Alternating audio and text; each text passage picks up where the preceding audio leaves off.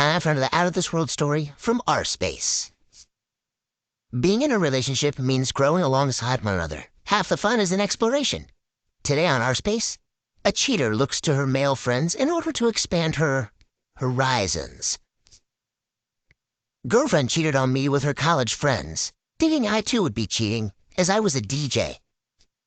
Hi everyone, I'm Jose, 25 male, and I was in a relationship with my girlfriend, Mia, 22 female, for 2 years before I found out she was cheating on me. Mia and I first met at a bar where I used to work as a bartender. I noticed her from the first day I resumed work at the bar as a bartender. She came with a group of her male and female friends to order some shots. Then in the process, she started flirting with me. It wasn't my first time as a bartender, and I knew it was common for pretty girls like Mia to play and flirt with bartenders, so I played along with her. Somehow we became friends instantly, and every other time she visited the bar, we talked. It happened almost all the time, and as time passed we became closer, and in a couple of months, I was already tripping for her. It was a mutual feeling because all the nights she spent with me at the bar talking, laughing, and waiting for me to wrap up so I could walk her to her apartment was definitely a sign that she liked me too. Eventually, I asked her out, and we started dating in less than 2 months of meeting each other. Aside from working as a bartender, I also worked as a part-time DJ, and tried my hands on a few other things that could make me some quick bucks. Mia was a state college student, and her parents did most of the funding. Unfortunately, I didn't go to college because I couldn't afford it. I didn't want to get a student loan because I had no plans of putting my life on hold for the next couple of years to clear the debt racked up by some dumb student loan. It was because I grew up with a mother with serious debt problems. I did not intend to live in constant worry and anxiety. So the relationship between Mia and I was heavenly in the beginning. She was sweet, caring, and precisely the kind of girl I needed. All her friends knew we were a thing, and she would bring them to the bar to spend time with us. The time Mia and I first met, she was in her final year, and somehow, within the last 2 semesters, her father fell very ill. As a result of his illness, they could not fund her as they did in the previous sessions. Things got terrible for her. She could not even afford to pay for the studio apartment she lived in, and out of love and compassion, I asked her to move in with me, so she could channel the money she would have used for rent to her demands in school. I took full responsibility for everything when Mia eventually moved in with me. I didn't ask her to contribute to the rent because her presence did not make a difference. I paid for utilities, I bought groceries, and occasionally loaned her some money.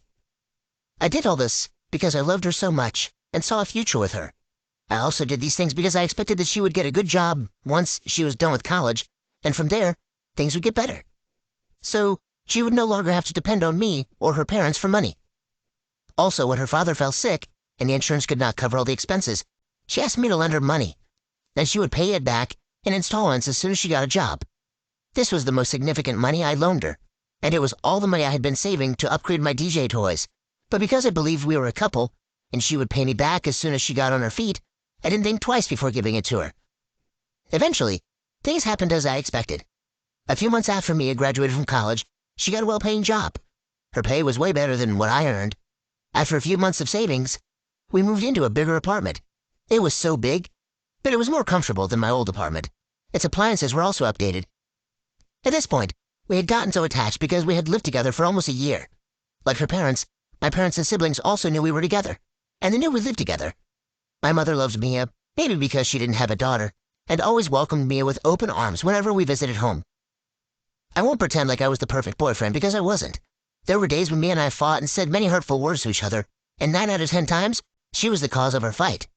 I expected that as we got more serious in our relationship, she would reduce how she hung out with her male college friends, but nothing changed. After Mia finished college, she and her friends kept in touch and would all meet at least once a month. Now, I didn't have an issue with her hanging out with her friends or occasionally chatting with them. My only problem was that she was still awfully close to 2 of her male friends, despite being in a relationship with me. For example, she would sit on their lap at a social gathering at a party. She did that twice in front of me. It drove me crazy. It was almost like she blatantly disobeyed me. Even when I told her I didn't like it the first time, she did it again. As if that wasn't enough, she chatted with them every day and told them about everything that was going on in her life and our relationship. In fact, if she had good news to share, she would likely tell them before she told me. It was a no for me, and each time I complained about it, she would either say I was jealous or say I acted and sounded that way because I had never had an opposite gender as a best friend. Whatever happened to her having a female best friend? As a man, I could tell when another man was sexually checking out a lady, and this was precisely what her so-called best friends did whenever they were together. Whenever I drew it to her attention, she would discard it and say I was being dramatic. And any time we fought, it just had to be because of her male best friends. Eventually, I stopped talking about it when she told me that both men, who were formerly dating her friends, are now gay. That was the reason she was always free around them. She knew she could certainly not have anything to do with them now that they were gay. Like a fool in love, I believed everything she said. As time passed, I no longer worried about her male friends because she had convinced me that they were gay, and she even showed me a couple of pictures that showed them together. Remember when I said I loaned her some money to help repay the debt they racked up for her father's surgery? I expected that she would slowly pay back the money, so I could do what I wanted to do with it. But each time I reminded her about the loan, she would jokingly say I should forget about the money because she was my girlfriend.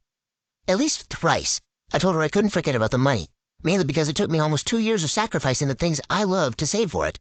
The loan was nearly $8,000, which was a lot of money for me.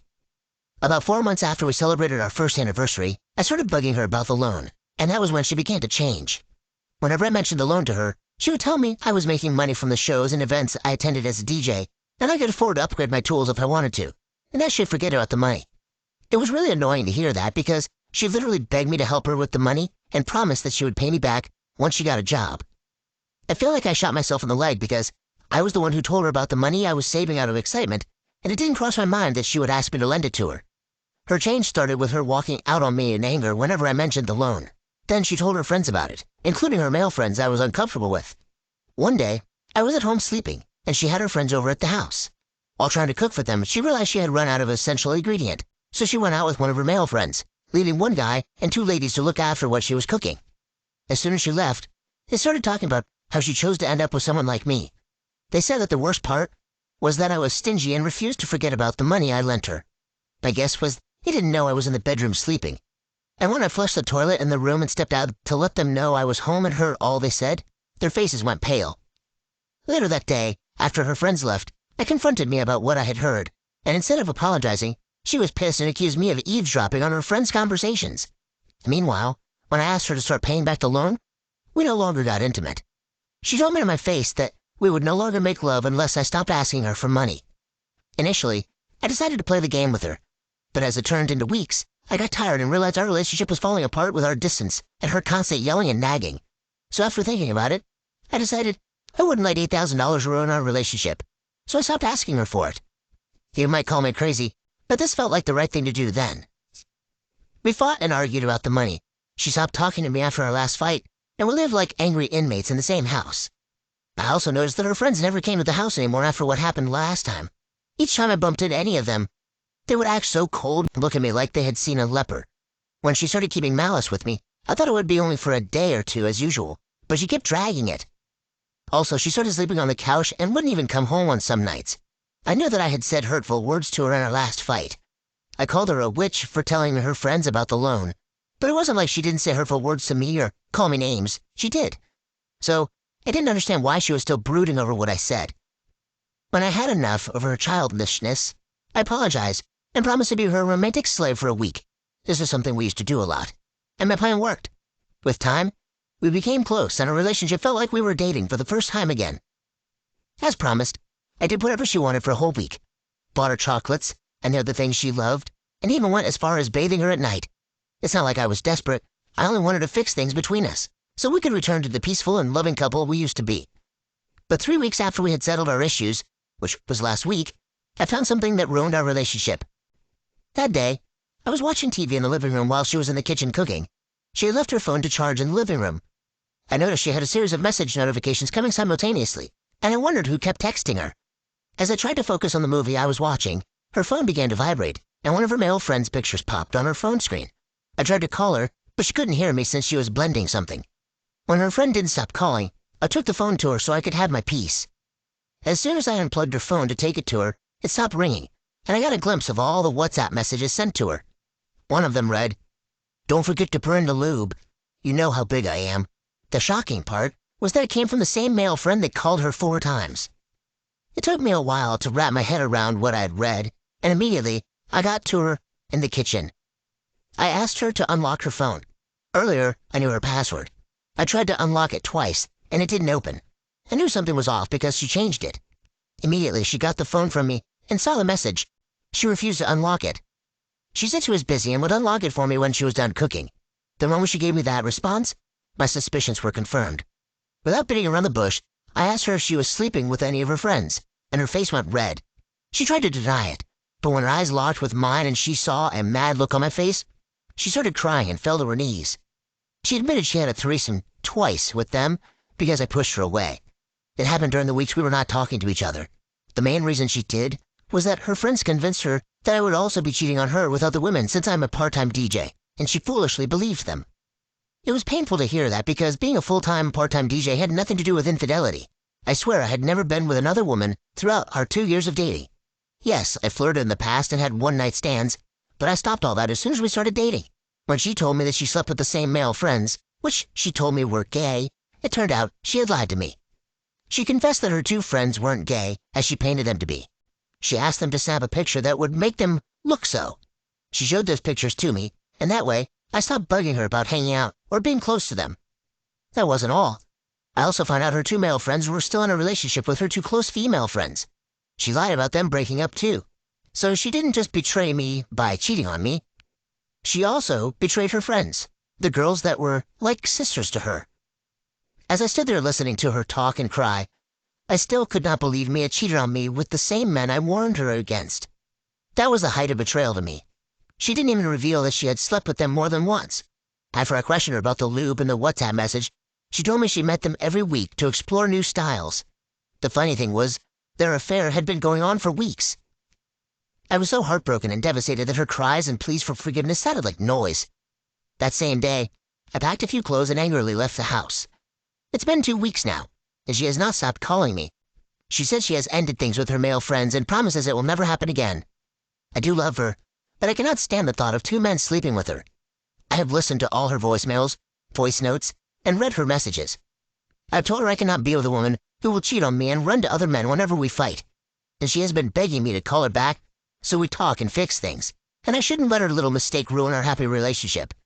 Honestly, I only care about getting my $8,000 back right now because things can never remain the same way with us. I think that's all fair, OP. Try to get the money back, but honestly, don't expect to get it. You likely won't see that again. I'm so sorry she played you like this. And not only you, but her good friends. She sounds like the worst kind of person. After all you did for her, what was so wrong with the relationship that she couldn't explore new styles with you? Maybe her kink is cheating? Maybe she gets off on knowing you're at home waiting for her while she's exploring with other men. Yikes. Update 1. Hello everyone. Thank you for your comments. The truth is, I never knew Mia was such a manipulative and entitled person until this happened. As someone commented, I'm so sure she wouldn't take me back if the reverse were the case. Now that I think about it, I suspect she must have been sleeping with them behind my back because her story doesn't add up. As for my money, I took legal action like most of you advised, and she has been served. The court hearing is in a week, and I wanted to make an update before we go to court. Meanwhile, it's been over a month since I moved out of the house, but she still calls me. She claimed we have not officially broken up, so there's still a chance for us to talk and fix things. Funny how she's a college graduate, yet she's so dumb. I don't need to tell her to her face that we have broken up for her to get that. There's nothing between us anymore, and they can never be. To think I warned her about those male friends several times, but she wouldn't listen and go as far as lying to me. I recently found out that her female friends had no idea she was doing their boyfriends. I'm wondering if I'll go overboard if I tell them about it. Mia still hangs out with them. And from the last picture one of her friends posted on Facebook, they all look so happy on their girls' night out. The main gist was last week. Mia called me with a different number after she got served and sounded very angry on the phone. She said I was sick and needed help if I believed she would pay back the $8,000 because she also did things for me in our relationship and never asked me to pay her back. And I should think about it before I humiliate myself in court. I didn't say anything to her, and I ended the call. I have learned my lesson and will never lend anyone such an amount of money again unless I don't intend to get it back. I'm worried because we didn't have any written agreement. We only agreed verbally, and I hope it can be used as evidence in court. Anyway, however things turn out, it's all for the better. I will make another update after we return from court. Honestly, money might be the root of all evil. I'm sorry she took advantage of the fact that you're a good person and wanted to help her out with the goodness of your heart. But just because someone went to college doesn't make them intelligent by any means. What else do you have to do to officially break up? You served her papers and moved out of the house. I'm pretty sure that means you're broken up in any language. Moreover, I truly wondered what she would do if you told her friends what she did to them. Everything always reveals itself in time. Maybe we just have to be patient. Or maybe you can help karma out just this once. Update 2. Hello guys. I'm so happy to announce that I won the case. Yes, the court ruled in my favor, and Mia admitted that she agreed to pay me in installments as soon as she got a job. She also countersued me for all the money she spent on me, thinking the judge would make me pay. But her plans failed. According to her counterclaim, she bought me an expensive pair of shoes, a hoodie, and a pair of jeans on our first anniversary. She claimed it was to pay back part of the money she owed me, but we never discussed that. She also said she did other things for me, like paying to have my car fixed so she could drive it to work. She mainly drove it, and other things. But the judge didn't have it. He dismissed her counterclaim and ordered her to pay me my $8,000. Another good news is I told her friends that she slept with their boyfriends, and they found out it was true upon investigation. They were so mad that they posted pictures of her online and wrote all kinds of negative things about her. They also went to her parents' house on the weekend she was there and confronted her, which resulted in a wild catfight. On my end, I reached out to her parents and told them I could no longer date their daughter because she was a cheating whore and a betrayer. As I share this, her friends have officially cut ties with her, and her parents have kicked her out of the house in disappointment. She has lost everything, our relationship, and her friends, and she will have to live with her parents' disappointment the rest of her life. So, someone here commented that after I ruined her friendship, I should let her know I was responsible for it. That's exactly what I did. After everything went south, I texted her that I ratted her out and hoped she loved her new life. Out of anger, she came to the bar I worked at and created a scene before she was thrown out. She called me names and said she dated me out of pity and should have listened to her friends. She even went as far as saying she has learned to never play with pigs again, whatever that means. Most importantly, I got my money back, and she's out of my life forever. Thank you everyone for your comments. This community is incredible, and I love you all.